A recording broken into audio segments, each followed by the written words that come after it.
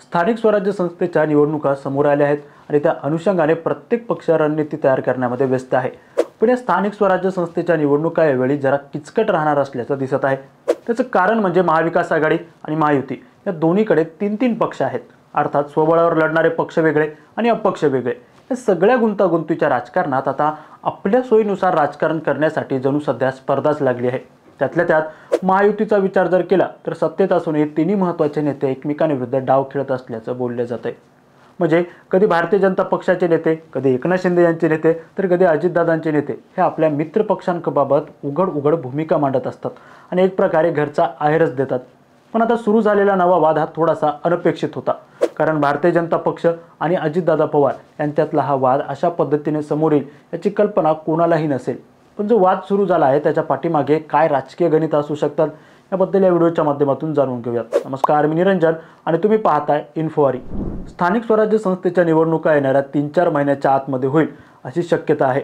त्या अनुषंगाने महायुतीमध्ये भारतीय जनता पक्ष स्वबळावर लढण्याचा विचार करतोय, कारण महाराष्ट्रात जे वातावरण तयार झाले ते भारतीय जनता पक्षाला निवडणुकीत एक हाती विजय मिळवून देऊ शकतो असा आत्मविश्वास भाजपच्या नेत्यांमध्ये तयार झालेला आहे।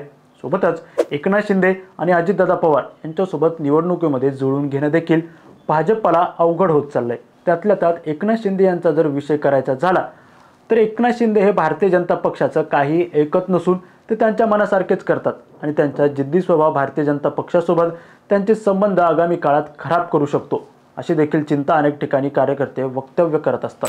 आता जो नवा वाद सुरू झाला आहे त्याचे हे धागेदोरे अशाच पद्धतीने जुळलेले असल्याचं दिसतंय।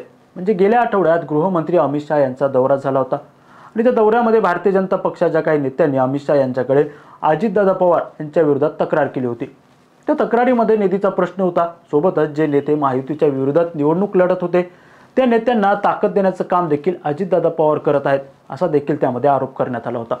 पण अमित शहा यांनी माझ्याकडे तक्रार करू नका, त्यांच्याकडे जाऊन कामं करून घ्या, उलट त्यांनी तुमची तक्रार माझ्याकडे केली पाहिजे अशाचे वक्तव्य करून संबंधित नेत्यांना माघारी धाडलं होतं। पण आता मात्र वेगळं चित्र दिसतंय।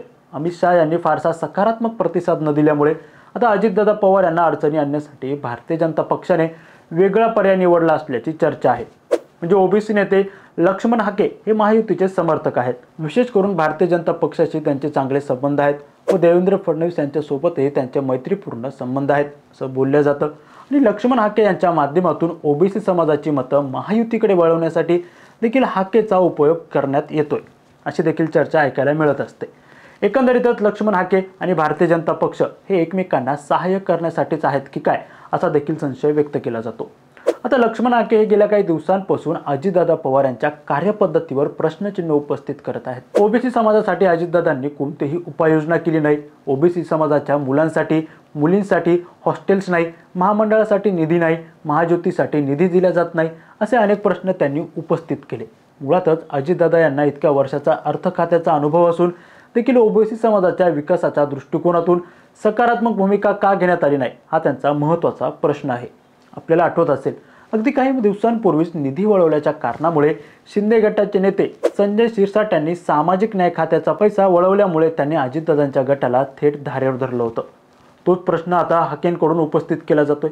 आता हाके जर अजितदादांवर प्रश्न उपस्थित करत असतील तर त्यासाठी हा किल्ला लढायला अजितदादा पवार यांच्या गटातून अमोल मिटकरी पुढे आले आणि ते देखील जशास तसे उत्तर लक्ष्मण हाके यांना देत आहेत। महत्त्वाचं म्हणजे त्यांच्याकडे अनेक कॉल्स रेकॉर्डिंग आहेत आणि त्या कॉल रेकॉर्डिंग देखील ते जाहीर प्रदर्शित करत आहेत।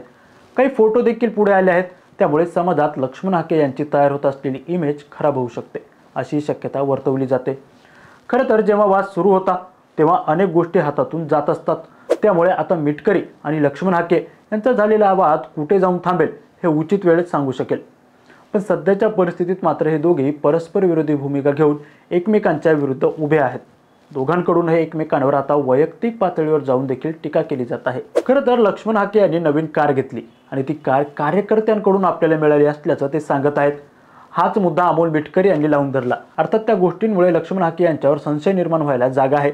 सोबतच आता काही जुने ओळखीचे लोक देखील पुढे येऊन लक्ष्मण हाके यांच्याबद्दल वेगवेगळी विधानं करत आहेत। त्यामध्ये लक्ष्मण हाके हे देवेंद्र फडणवीस यांच्या जवळचे असल्याने ते त्यांच्या सल्ल्यानेच हे सगळं करत असल्याची चर्चा आहे। अर्थात स्वतः अजितदादा पवार यांची इमेज खराब न करता लक्ष्मण हाके यांच्या माध्यमातून अजितदादांची इमेज खराब करण्याचा हा डाव असू शकतो असं देखील काही कार्यकर्त्यांचं म्हणणं आहे। जर तसं झालं तर आगामी स्वराज्य संस्थेच्या निवडणुकीत ओबीसीची अधिकाधिक मतं ही भारतीय जनता पक्षाकडे वळतील आणि अजितदादा पवार हे त्या स्पर्धेतून बाहेर गेलेले असतील. त्यामुळे जर जशा पद्धतीने या प्रकरणाकडे पाहिलं तर याच्या पाठीमागे मोठं राजकारण असल्याचं दिसतंय. निवडणुकीच्या काळात अनेक ठिकाणी ओबीसी उमेदवारांना मॅनेज करण्याचं काम देखील लक्ष्मण हाके यांनी केलं असल्याची चर्चा आहे. म्हणजे त्या संदर्भात कॉल रेकॉर्डिंग हळूहळू पुढे येत असल्याने हे प्रकरण पुन्हा एक नवीन वळण घेणार असल्याचं दिसतंय.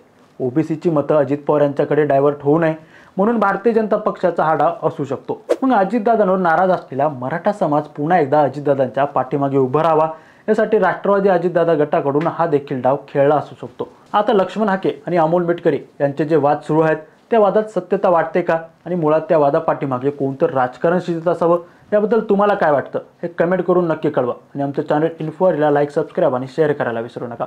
तुर्तास खूप खूप धन्यवाद.